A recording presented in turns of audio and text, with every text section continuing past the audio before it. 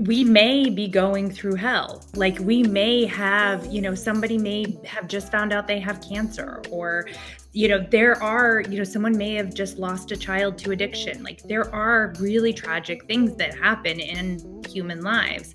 And can we go through that hell and still find faith? Can we still find meaning? Can we still stay centered within ourselves? And right now in the sky, there's a lot going on that is requiring that of us right now. It's like as things fall away, as things change, as things end, as things feel less secure than they have in the past for you, how can you, as you said, take a deep breath, come back to the knowing that it's all a path.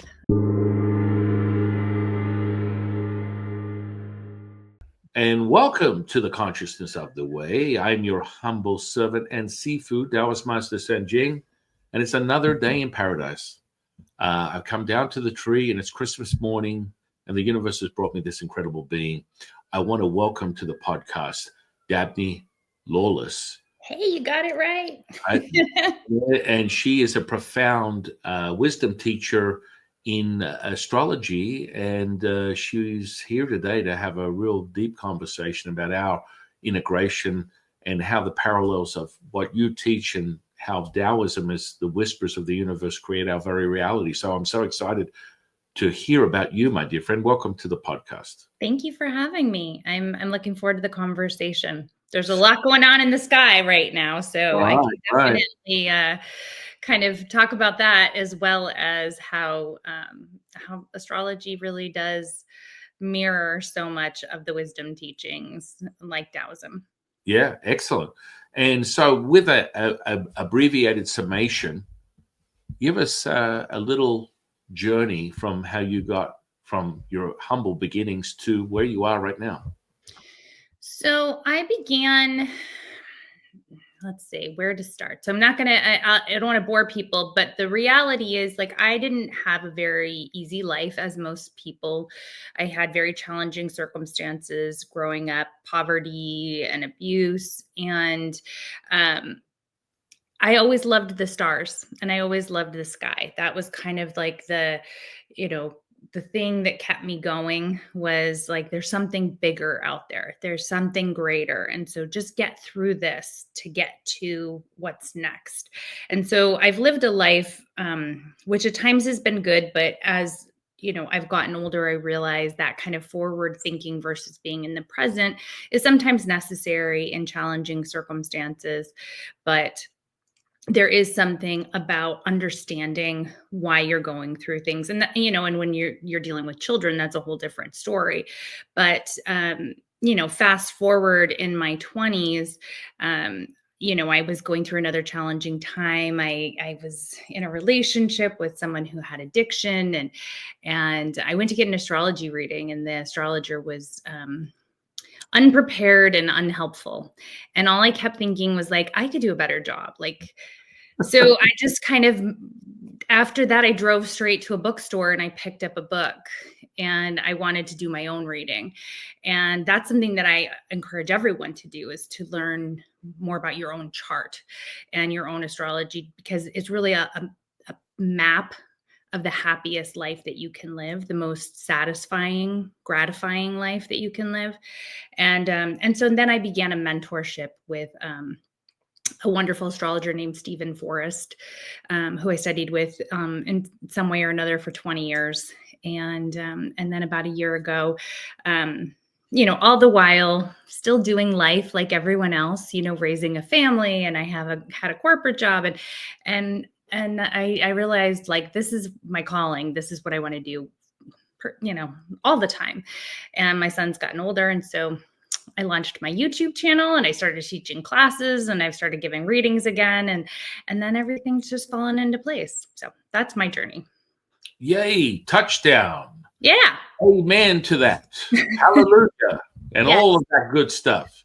So this is so interesting, because I feel like today we are in a experiential moment of evolution for the seeker of this ancient wisdom teaching. And so the more and more people experience things, the more and more they have a knowing and go from belief to a knowing through evidence. And I think a technique like the one that you're using, a mastered technique, and furthermore through your own admission, is very clear. Just like anything else, you can get some oddball 3 cents short of a dollar kook that does not know the fundamentals of what they're teaching. So you can go to someone and go, "Oh, I tried that astrology, it's crap," or "I tried, acupuncture, it doesn't work," or Chinese medicine, or psychics, or whatever. It's all got to do with the method in the madness and the ability to craft something that someone can actually walk away with, and it's evidence based. So I really appreciate your insight for that, because so many people are like, "Oh, I did astrology, it doesn't work," or no. Well, and one of the things that I always say is that we find the astrologer that's right for us. And that woman was right for me because that was the impetus for me to then go and decide like, hey, that's unprofessional and I could do better. And so it's interesting because I got nothing else out of it, but I got the greatest gift. Yeah. And people come to me for readings and they say, I've had readings before. And I'm surprised that they're willing to give it another go, because they say, like, I didn't understand what they were talking about. Like, it sounded like they were talking, like it just didn't make sense. And that's the thing that, I think we have to speak to humans as humans, and we have to find a common language that is going to resonate with the person receiving the reading. So that is something that they can hear and then feel empowered to take action. And so that's kind of somewhat of my philosophy. I do a kind of astrology called the evolutionary astrology. Okay. And so I do look at past life patterns. I look at, it's a very intuitive form of astrology, but it really is all about kind of finding the best life that you can live, and knowing that good doesn't always mean good, bad doesn't always mean bad. And it's kind of like, what is the optimal response for you to get the most out of this one life that you have right now? I feel like you're just speaking in the lens of maybe you had a past life as a Taoist. Maybe. I'm fascinated by it. I need to watch more of your videos. I'm interested. Yeah, I mean, fundamentally, the way to walk is not the way. The name that's named is not the name. You are both named and nameless.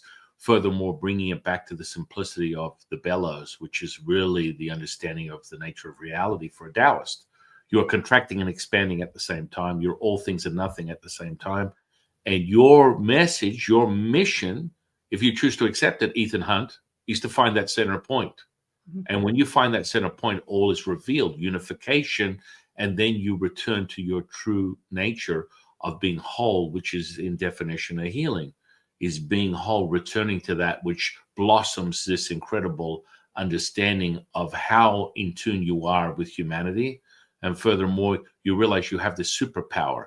You go deep into your sentience, realizing that you have this incredible supernatural power of empathy that raises everything. And our communing right now, that charge, that velocity of energy that's expressing through our speaking is this evidence.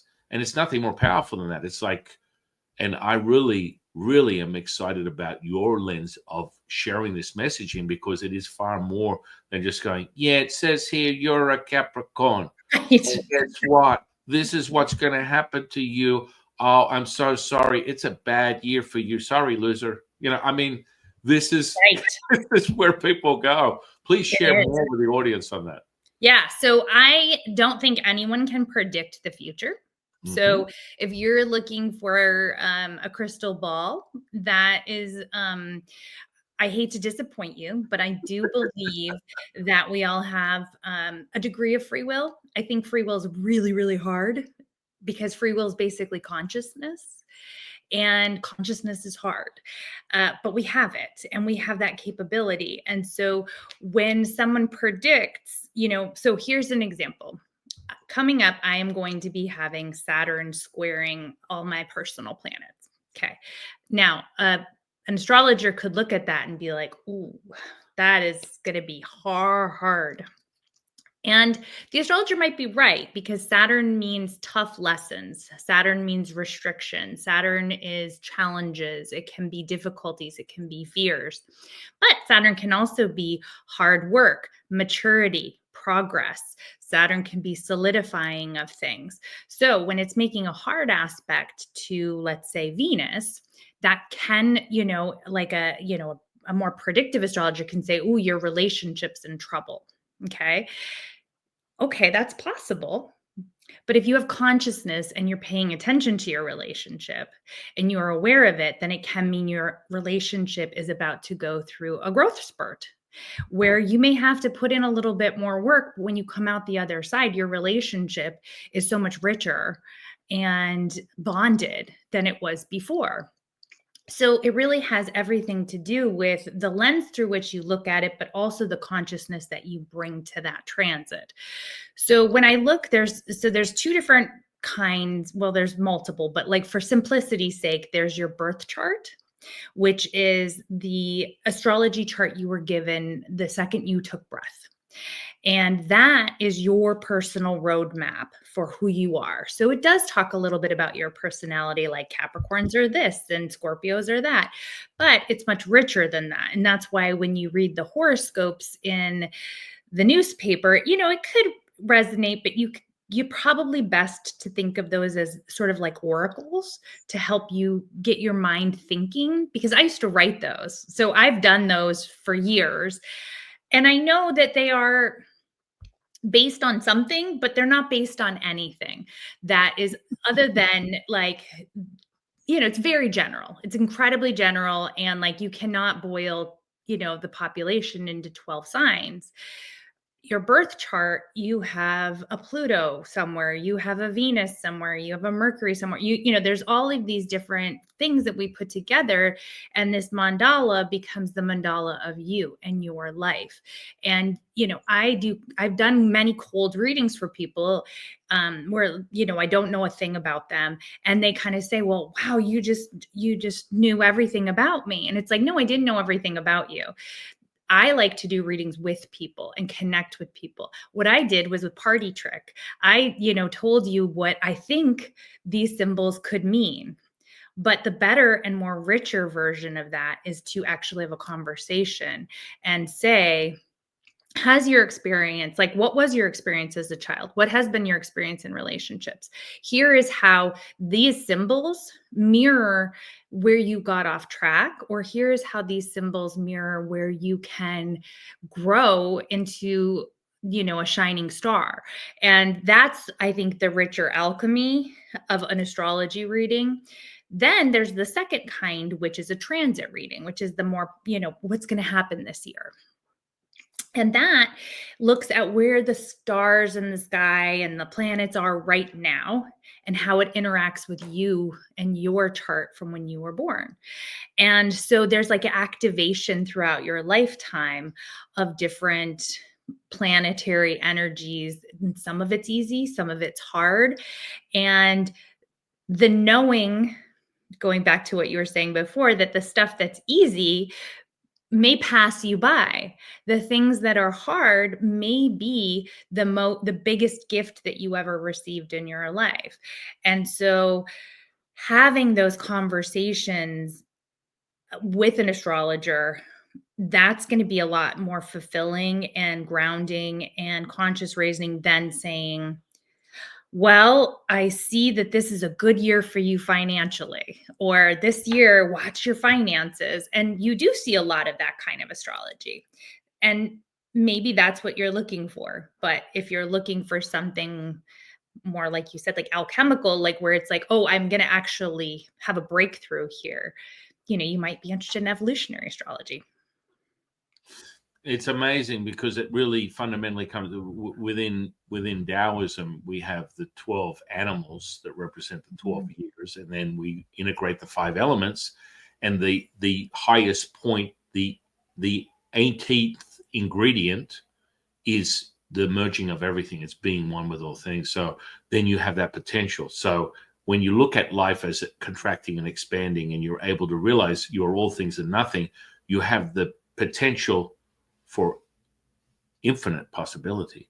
It's not limited by that lens. So I always tell people, well, you're this animal. I'm this animal. I was born in this year. I'm like, when I integrate your alchemy, you're all animals. So it's good to be you every day, every minute, every hour.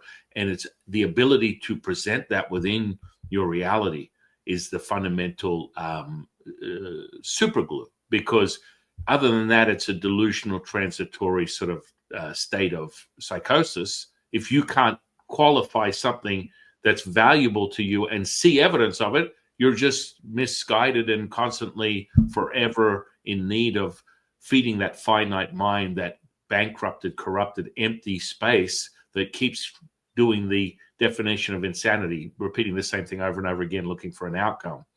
Does that make sense? Absolutely. I mean, and it's challenging, and so, and that is a lifetime's work or many lifetimes work to get to that point of fully understanding. I mean, I still struggle. Like I had insomnia last night thinking about the state of the world. And, so it's kind of one of these things where I tell myself and I tell others, it's like, you have to kind of bring yourself back to it.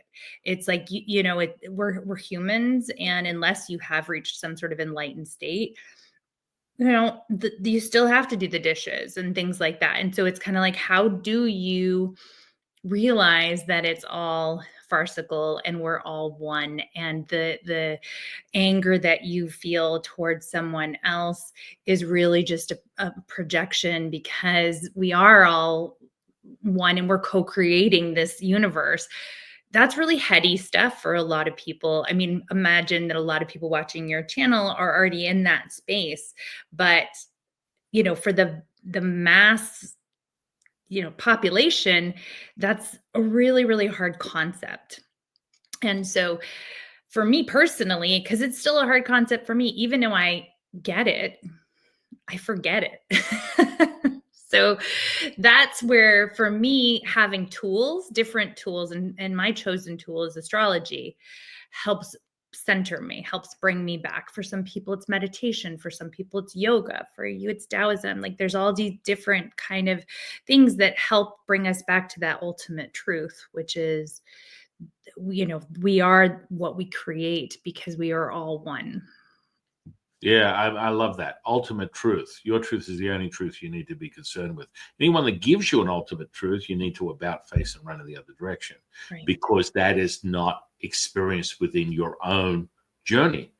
And from going from a seeker to a knower is a progression within a Taoist path of inquiry to contemplation, basically breeding curiosity. Curiosity charges hopium. Hopium, if nurtured, creates a belief system. That belief system is then met with experience. And that's the only way you can validate it, is the knowing. And then you have a knowing.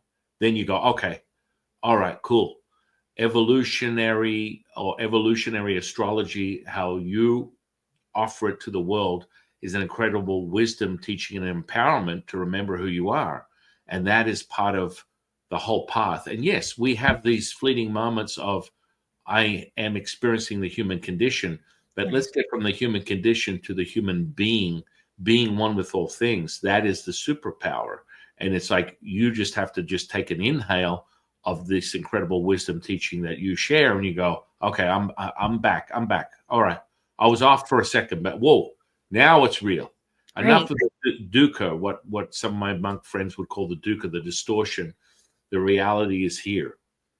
And it's all around us. The distortions are all around us. And so it is incumbent upon us to seek out things that raise our consciousness.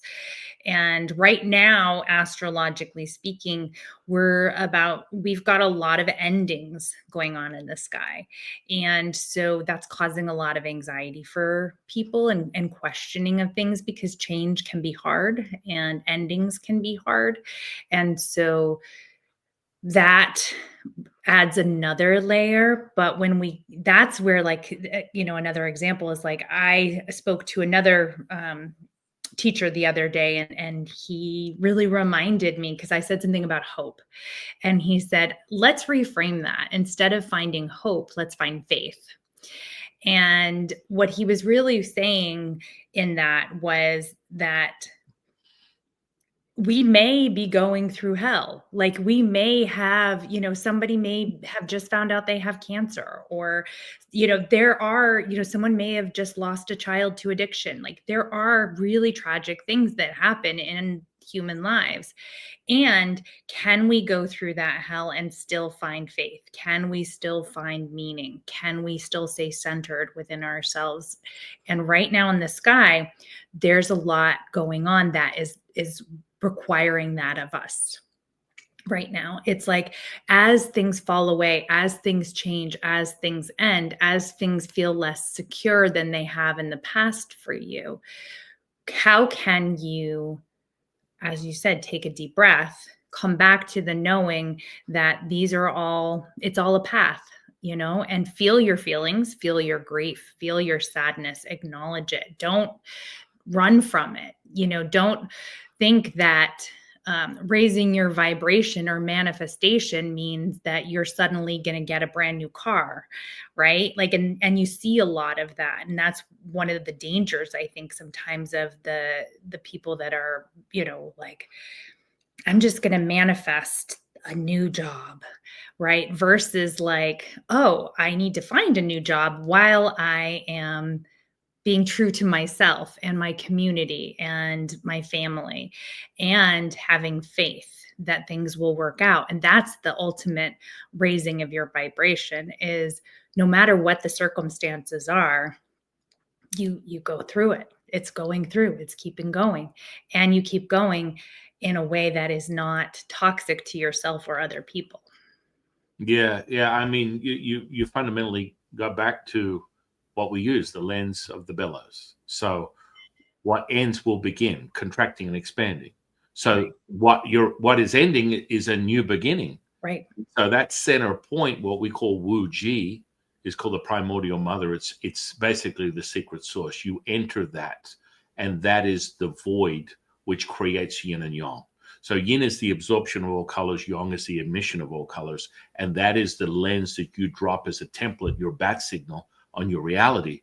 And when you find that center point, it's all gravy, baby. And that's where we get what we call Wu Wei, which is effortless action, effortless effort. And most of these new age, manifesting coaches are like, you must act on this. And I'm like, okay, listen, when you breathe, that's action. And when you understand, when you get into the pulpability of what we call Fajin, which is the substance, the plasma, the 0 point, the energy potential, is where you get into what was impossible is very possible, but it must be real. It must be engaged as a substance. It cannot be your fleeting moments of delusion where you saw grandma, you had a vivid dream, I heard voices, I got a premonition. These are all great starting points, but without validation and repeatability, they're delusion. So you must find a method to your madness, like the method of wisdom teaching you share, or things that I share, where the conscious seeker can find that evidence, the Sherlock to their Watson. The labyrinth is the finite mind. When you realize that your mind is everything, and you are all things, all bets are off. What are your thoughts on that? 100%. I mean, it is all like, right now I feel like with all this Pisces energy, it's a hall of mirrors. And that mirror can be the dream, which may not be correct, or it could be a nightmare, which may not be correct. And I think there's a lot of reflections coming at us during this time. And so the true, and when I say this time, I mean, right now we're about to, in a few days, have a Pisces new moon. There's a lot of endings like with Pisces. And so I know this isn't an astrology channel, so I won't, kind of take people down. That's fine. I mean, it's important that people hear this stuff, because this can evoke just one person. Great. To find themselves. That's the purpose of this conversation. So with all of the endings, when we get to what's called the 29th degree, so that's before a planet goes into the next sign, things tend to get a little hairy, and things tend to get very charged. And we're approaching that with a few big outer planet changes. But right now, like in this month, this moment, what we have is kind of like this pileup of Pisces energy. And Pisces is the most spiritual of all of the zodiac signs. That is its highest purpose, is really what you're saying, is the recognition that we are all one. And so Pisces people, if there's a Pisces person watching, the reason that Pisces is so beautiful is because of the empathy of knowledge that you are your neighbor, you are, you know, your child. We are all one. I am you, you are me. That is Pisces. Now, that's a really, again, hard thing to house as a human. And so what you end up getting a lot of times with Piscean energy is escapism.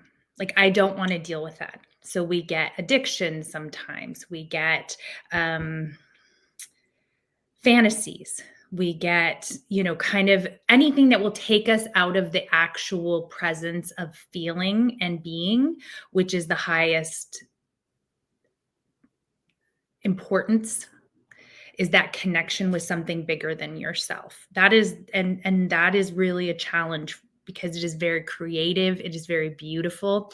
And so right now, with so much Piscean energy, people are being pulled into delusion. Some people are being pulled into insanity. Some people are being pulled into fantasy.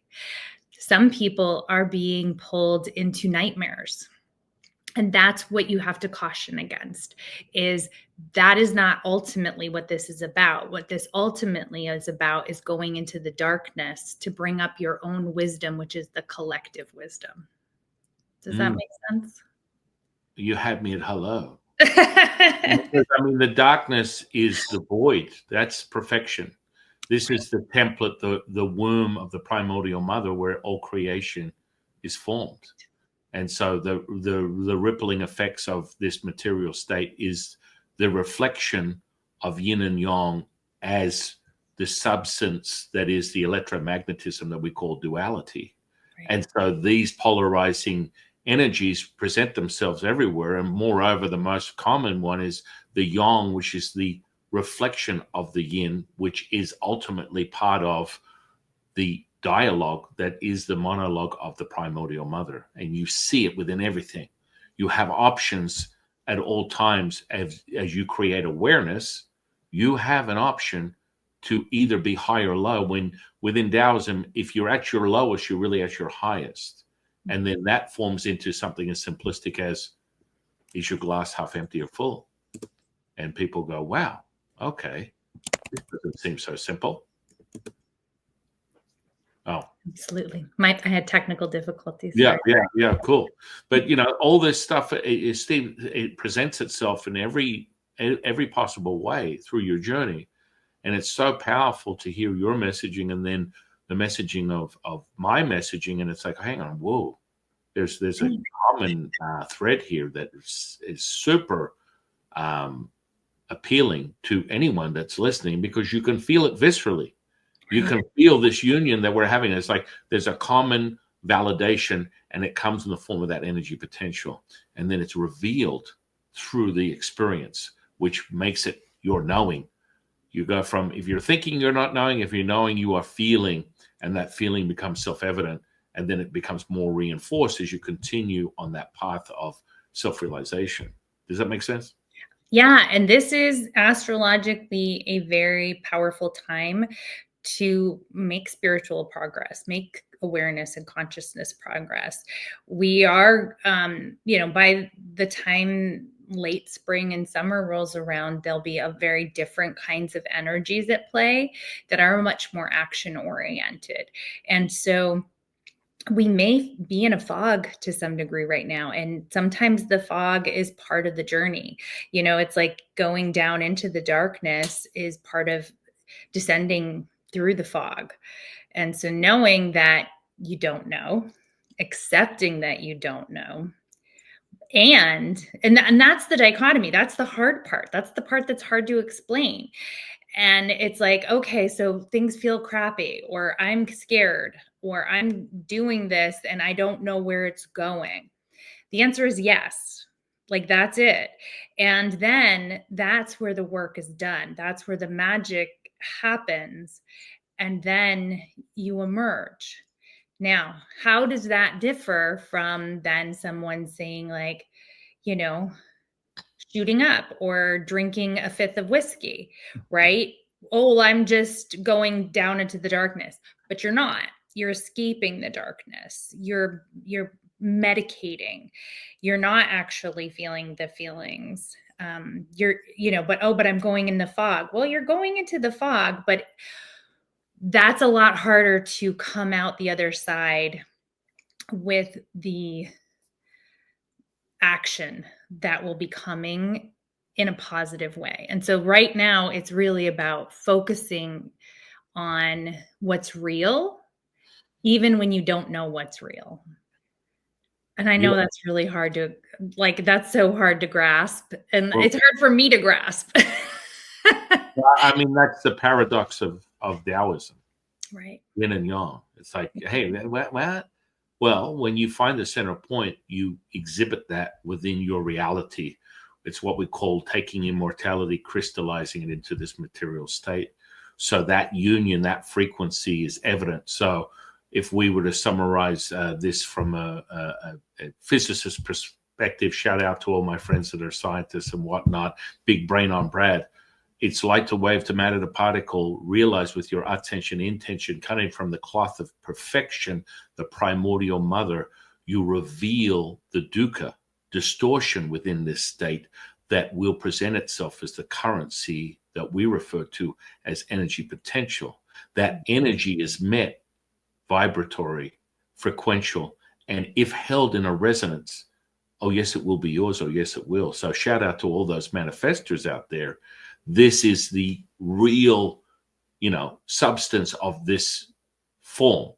But it must be met with the ability to, the method of the madness is acquiring a method to cultivate and obtain that frequency that we refer to as Wu Wei, which is evidence of the primordial mother. So effortless action, effortless effort will reside in serendipitous synchronistic moments that will complete themselves and repeat. So when you say completion for a Taoist, this is a very powerful year. 2025 is the highest point of completion, which is 9. 9 to any polymath from a numerology perspective can be either 1 or 0. And people are like, what? That is the power of 9. That is the power of the Taoist path. And it is 1 or 0. You can be all things or nothing at the same time. And people go, whoa, that's crazy, man. I can feel that. Damn straight you can, because you know that's the truth. And that's where people get excited. They're like, well, that possibilities are endless. Oh, yes, they are. You are abundant, timeless, endless, limitless, infinite. But you have to find that labyrinth. And the other side of that labyrinth is your true knowing of who you are. That's the finite mind, the psychology, the intellect, the very limiting factors of a certain lens of reality. When you, as one of my teachers, like Jade Emperor, would say, when you accept you know nothing, you know everything. I think that's 100%. That's right on, where it's like your brain, you can trick yourself into thinking things are so much scarier than they are, or so much more stressful than they are. You tell yourself stories. That's the ultimate thing, is dropping the story and saying, I don't know. I don't know what's going to happen. And there's so much wisdom and power in that, because something will happen. Something always happens.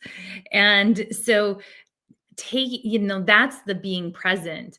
And that's where, it's hard when someone comes for an astrology reading and they want to know what will happen, like very concretely. Like I had someone come to me and he'd been laid off, and clearly like he wanted, and he was struggling to find a job. And clearly he wanted me to tell him, you will find a job in April, And that's really not how this works. How this works is, what am I here to do? Who am I? And once you know that, once you understand that, the worldly things do fall into place with your internal growth. And that's the difference between, manifesting a car, or, you know what I mean? Like, you can't manifest your way into a job, but your vibration and your belief system and how you react to things puts you in the situation where the job comes, because there is synchronicity, but you have to pay attention to it. You have to have your eyes open. You have to know what synchronicity is. And astrology is incredibly synchronistic. I believe that that's what the transits are, is really just an activation of who you are. It's just an opportunity. That's all it is. That's exactly it. It's not like I can tell you you're going to get a job. I can say there's an opportunity here. But if you haven't done the work on yourself to get to a point where you can bring in a loving partner, because you ultimately don't really want a loving partner, because you have such a void within yourself and so much anxiety. And that's, again, these are really hard concepts that come with maturity, that come with experience. And that's what the transits do. They offer you the life experience to wake up, to see the truth of who you are, to see the truth of what the world is. Every single one of these transits every day is an opportunity to become enlightened. But that's not as easy as we would like to think it is. But it is an opportunity to at least become wiser and have an easier life. Yeah, one of my teachers, I started channeling about 36 years ago. We all channel we get our own messaging of all kind. Mine is a little bit more visceral, kinesthetic, somatic. It's rather dramatic in relation to admission of energy. And then furthermore, the wisdom teachings, I'm as dumb as rocks. I just find information flowing through me. But what happens is, through my teacher, Latsu, who I commune with on a second-by-second basis, it's interesting, the transmission of predictions. He's not a predicting type of guy. Mm-hmm. He likes people to reflect on their humanness and realize that it's not about you. And people go, wow, what are you talking about? So, last year, people were very fearful of the end of the world. And furthermore, merging into this new year, they've got these concerns. What is going to take place with all the landscape of ideals and philosophies and political spearheading of where the world is supposed to go, which can be traumatic and turbulent for many. But in reality, when it comes down to frequency, he was very clear on this. And he said this, he always says this. It's like, imagine you're like a grain of sand. Asking the beach, what are we doing today? Fall back into the beach and be realized. And I just went, whoa, you can't make this shit up. Hallmark, I need to call them, because I'm and it's like, fundamentally, the obsession that human beings have with their own desires and need to satisfy those because they're so deficient is more evidence of yin and yang. And so when I was speaking to a lot of Schumann resonance scientists that read that, the information coming out of Russia and Italy, and it very much fell in line with where he was clear, because he just speaks in frequency. So it's like, listen, this new year, last year and this year, is going to raise the frequency and the palpability of planet Earth. And that's the relationship between the sun and the earth. And that will present itself in this transmutation of what we would call a beta brainwave, because the earth runs at about 7.8 hertz as a fundamental frequency, that if you had no personality and you just stood on planet Earth, you could transmute this potential of an alpha theta state without being manipulated by your own lens of distortion. Now, you could sit there and meditate on that, or furthermore, looking closer, there's this distorted external manipulation of that frequency that's sitting at about 12 or 18 hertz. And that would put you in a high beta, high manipulative, anxiety-driven, like shit show state. And that's generally where human beings are if they're not mindful. And so he was like, no, this is going to go to a 40 to 60 hertz sort of a state, which will then raise people's awareness. They'll have their shit show, or they'll be awakened by something greater, which is a complete merging of conscious and unconscious from a brainwave perspective. This is where I see the evidence of miracles on a daily basis, is when I stay in the 40, 100 hertz. I've gone up to 400 hertz. Miracles take place where you see that unification. It's not a delusion. It's a transmutation of this material. And you go, whoa, okay. You see a bone fuse, you see a gash seal before your very eyes. I'm not insane. This is actually repeatable from an alchemical process. Now, you have to be in a resonance for that to take place. And it just so happens that's what I do to teach people this stuff. But until you see it and experience it yourself, it's a delusion. And so when you get a brainwave and that energy of the earth mimics the very macro of a micro within your own universal system that is a reflection of your flesh and blood and the alchemical process inside you, the energy potential, now you start to see a reflection of that. So he's talking about a grounding that can reflect in a form of an awakening that will be polarizing, because this is the substance that we work in. You're either going to be fully awakened to this gamma brainwave, or you're going to drive deep into the beta, which would present itself in anxiety, fear, like death of the world, all these types of things. And this seems to be presenting in society right now, which it was in line with a lot of the readings that a lot of the Schumann resonance people that I've spoken to, they've read that same very data from the Earth's field. So what are your thoughts as the astrologist and the master of wisdom teaching?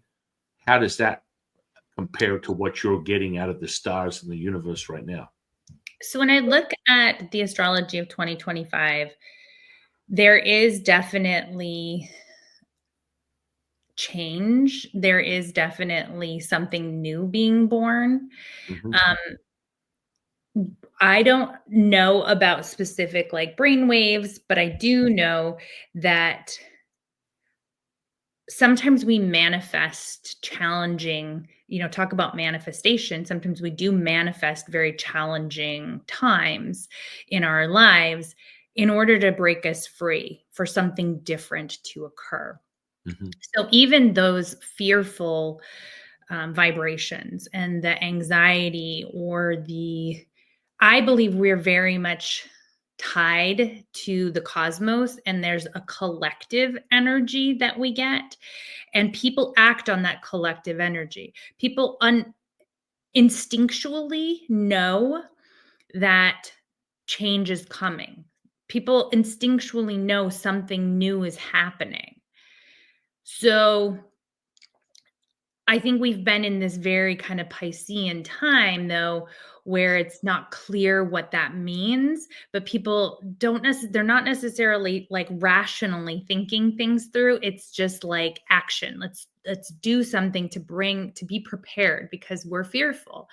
Mortality is a big thing that, people want to know. Can you see when I'm going to die?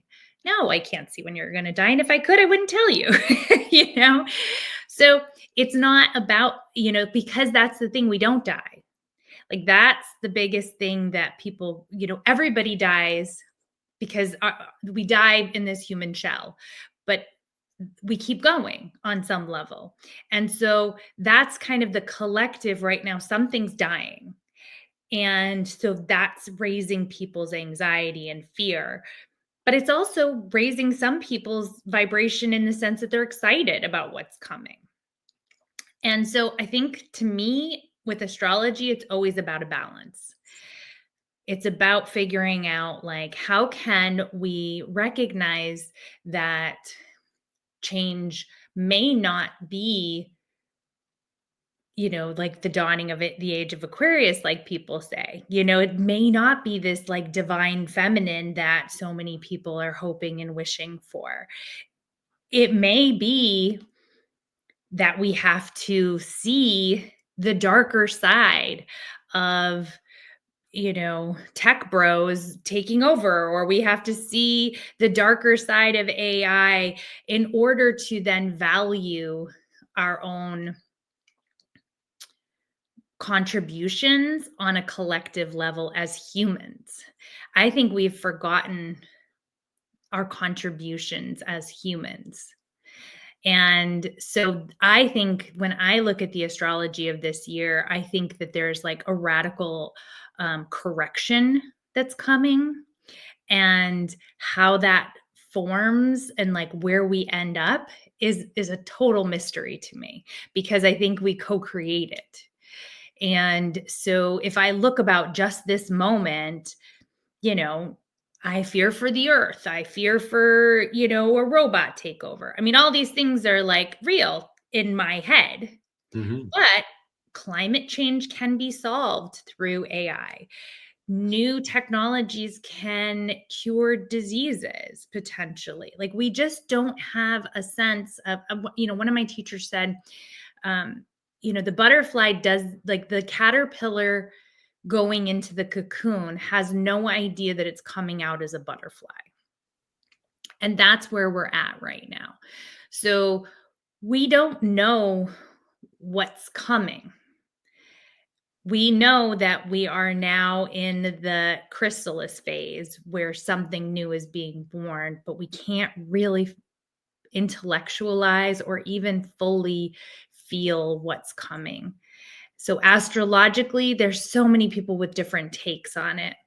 But I loved that I spoke to someone the other day that was like, it doesn't really matter what happens then. What matters is what happens now. And what happens now is we all have this really profound opportunity to connect with our own authentic wisdom. And so that's what I'm trying to focus on personally. Yeah. I mean, it shows itself. To be selfish is the revealing of selflessness, and through that is a sacrifice that shows itself in perfection. And you fall back into the selflessness and servitude that is the true nature of who you are. And you will see it in your every breath, your very action, your very knowing will show you where you are. Not the subsection of distortion from a humanistic perspective of emotional states, or furthermore, energy potential of the alchemy, and you can levitate and heal people. These are all great side effects, but I always pause with a consideration when I see a student that gets obsessed with, super alchemized things like pyrokinesis, telekinesis, things of that nature, because you're still on the journey of awakening. And they're the byproducts, and they create the curiosity that continues driving that desire. But it should never be, I stop here and now I'm the guru. I'm the meditator. I'm the manifester. I'm the medium, the channel, the healer.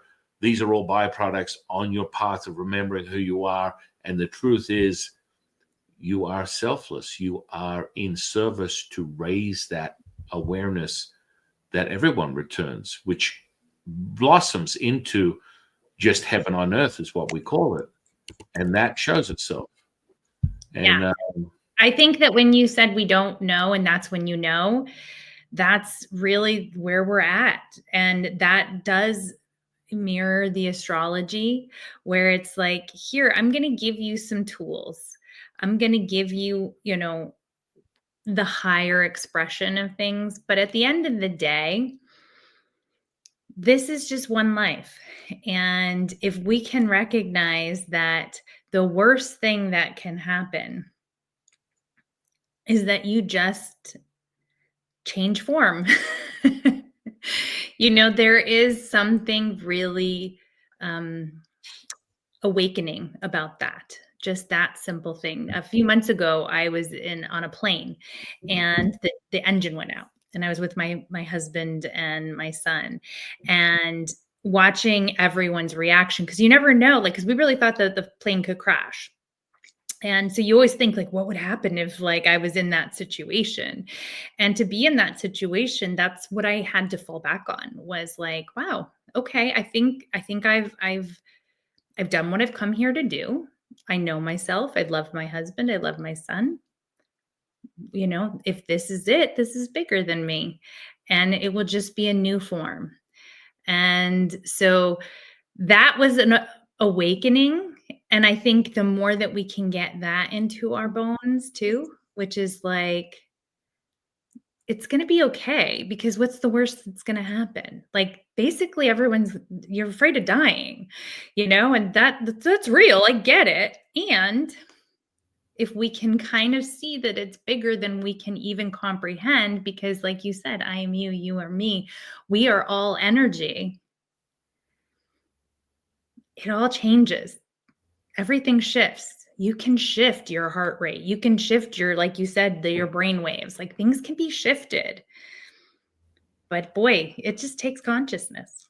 So It's pleasure and pain being completely obvious with the polarizing effects of energy and magnetism, electric and magnetic. This is the true nature of it.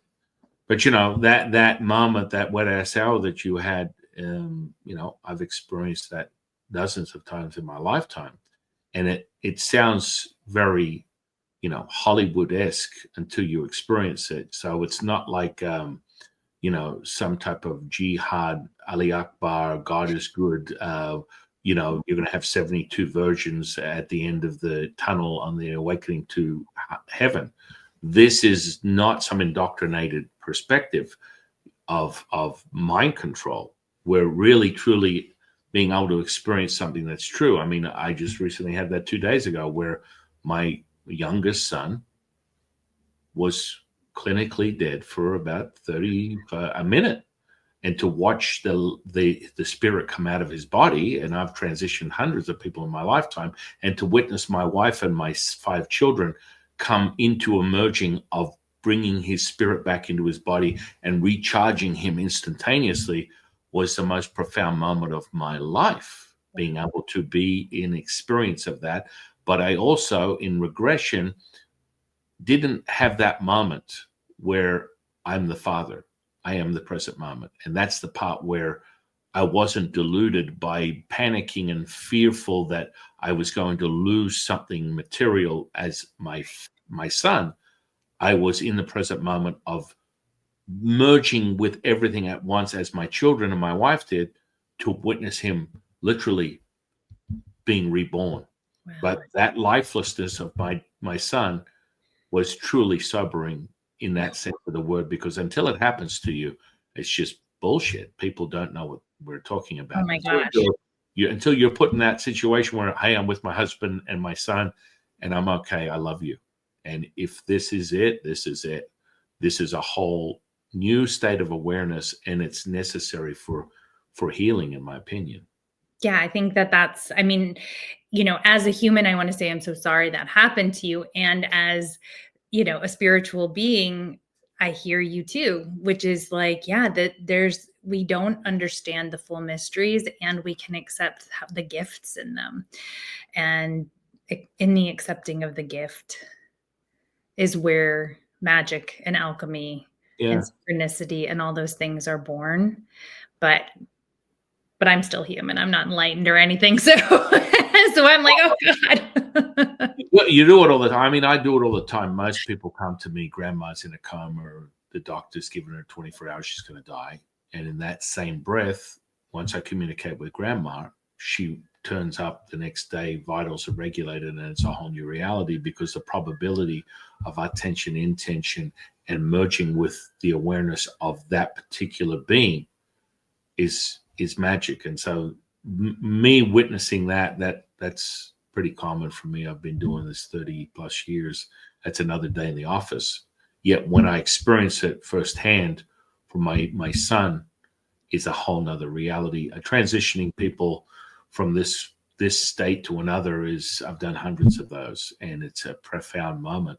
But it's like, it's a wet ass hour until you experience it for yourself, which is part of the knowing that we've been talking about through this whole conversation, is that it doesn't mean anything until you are able to validate it for yourself. And a lot of people, I think, talk about this. I'm okay. I'm just, I'll transmute into another energy. That's not what happens. I've had many, many people that shit the bed very quickly when they come down to the wet ass hour. They think they're one thing, and they're a completely different thing. And there's nothing wrong with that, but there's a diluted reinforcement of this state that was never met with a knowing, but it was more this contemplation and concept that they keep reiterating. And just by speaking it, it should be enough without knowing it. And then all of a sudden you see someone that regresses to a childlike state of just being vulnerable and, unable to really find that center point that we speak of. And that's that healing that may be necessary for them to level up. Yeah. Does that make sense? Yeah. Yeah. I think, and that's a lot of what I'm seeing right now is kind of like sometimes we have to go down to hell and have some faith that we're going to come out the other side, because that's where you actually get the lessons. That's where you actually get the wisdom, the knowing that you're speaking of. Because sometimes, we've been living in a dream. We've been living in a delusion. I think that's actually a more common state for most people, is a survival state. Yeah. And just, we just put on the football game and, we go shopping or, and it's understandable, but it's not going to deliver the freeing renaissance that maybe you're seeking. And so for those that are seeking it, I think the first step is that speaking it. But it isn't the end, like you said, and astrology is a good tool. That's the astrology to me is like, I can share with people what I think their path is. I can talk to them about what I think is going to help make their life more conscious and peaceful. But one, they have to let that in. And that doesn't mean believing everything I say. Mm-hmm. That means really listening and saying, oh, this is garbage, or saying, oh, that resonates, right? Because I'm not going to tell you that I'm wiser than you. Like, I will tell you what I see in this chart, and it either resonates or it doesn't. And if it begins to resonate and it percolates in you, it percolates something that can then set you on a journey. And then that journey, it's like, how do you want to take that next step with your journey? Like for me, when I got a reading from my teacher when I was 28 years old, that set me on a journey to then I did a vision quest. Then I, had all of these other things that were additional tools to open my consciousness. And I learned from a lot of really wise people. And the best I can say is that I've come out the other side, coming from being a rather unhappy, traumatized person to being a pretty relatively well-adjusted, successful, content person. And that when I remember my wisdom teachings, things that I've been taught, and things we're talking about here today, that it goes to a whole nother level. And then I feel empowered to share it with other people. And that's what I do with my readings.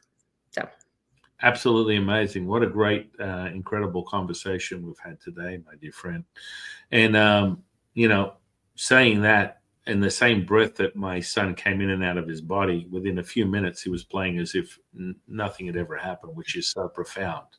Yeah. But there's nothing more sobering for any parent to witness the actual lifeless, and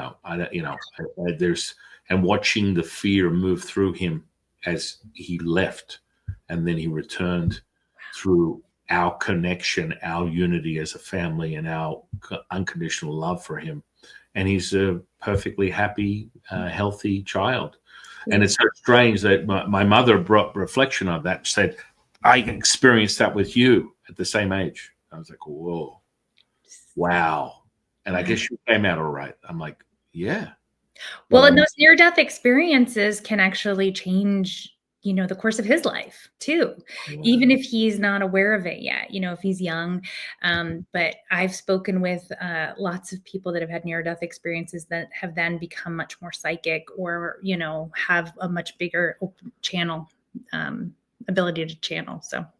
Yeah. It's very, very exciting. I'm very grateful for you. I'm going to put your social sphere and interweb under this conversation. Thank you. Thanks for having me. I want everyone to go out and experience what it is that you're offering. You offer sessions, one-on-ones? I mean, what are some of the teachings? Yeah, so I'm pretty booked up up until I think May, but I do astrology readings. I've got classes, and I've got a class right now that that is on my website, and that has to do with what is your purpose here, and how can you approach this year. And yeah, just check out my YouTube channel, and I try to spread some down to earth wisdom as much as I can. So Fantastic. In closing, I'm going to ask you one last question. okay. What is your definition of consciousness? Ooh. A spiritual consciousness. Okay. All right.